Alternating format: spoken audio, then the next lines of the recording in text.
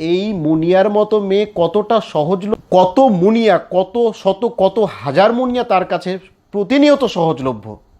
এখন এই মুনিয়া যদি বেশি চেয়ে ফেলে, বেশি খেয়ে ফেলে, তাহলে সেটা দায়টা কার?